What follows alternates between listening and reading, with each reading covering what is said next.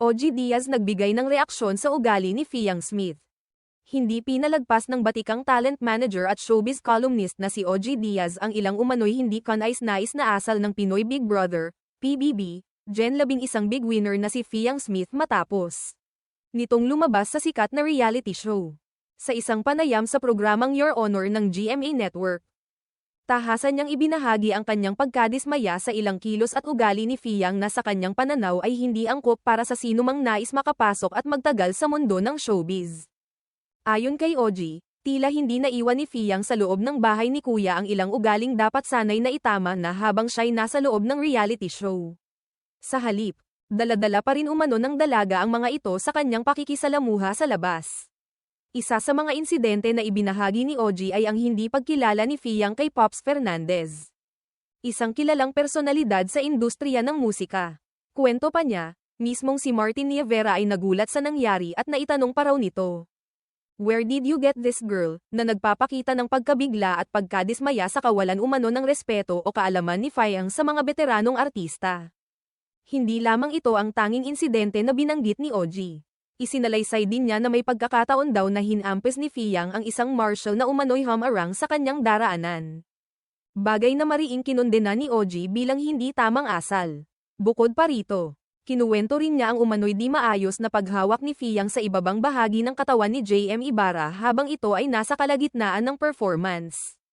Mayroon din daw insidente kung saan din ilaan pa ni Fiang ang mukha ng kapwa-artistang si Dingdong Behan habang ito ay nagsasalita, isang bagay na para kay OG ay malinaw na paglabag sa respeto at personal na espasyo ng iba. Hindi rito nagtapos ang kanyang obserbasyon.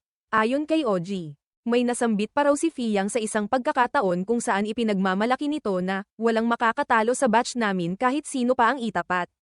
Break ang ngaraw. Para kay OG, bagamat karapat-dapat ipagdiwang ang pagkapanalo sa isang palabas tulad ng PBB, hindi ito dapat gamiting lisensya upang maging mayabang o bastos sa kapwa. Dapat aniyang samahan ng kababang loob at respeto ang tagumpay upang mas tumagal at lumago ang karera sa showbiz. Dahil sa matapang na pahayag na ito, hindi naiwasan ni OG na makatanggap ng batikos mula sa mga taga-suporta ni Fiang Smith.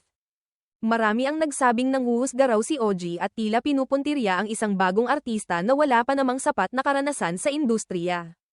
May ilan pa ngang nagsabing hindi raw patas ang mga komento ni OG at tila paninira lamang sa isang baguhan. Gayunpaman, matatag ang paninindigan ni OG sa kanyang pananaw. Ayon sa kanya, hindi sapat ang talento o kasikatan upang magtagumpay sa industriya, ang ugali at asal ay may mahalagang papel upang mapanatili ang magandang reputasyon at makakuha ng respeto mula sa kapwa-artista at mga tagahanga. Aniya, marami na siyang nasaksihang mga artista na mabilis sumikat ngunit kasing bilis din ang pagbagsak ng career dahil sa hindi magandang asal. Sa huli, paalala ni OG, ang tagumpay sa showbiz ay hindi lamang nakabase sa boto ng publiko o dami ng followers sa social media.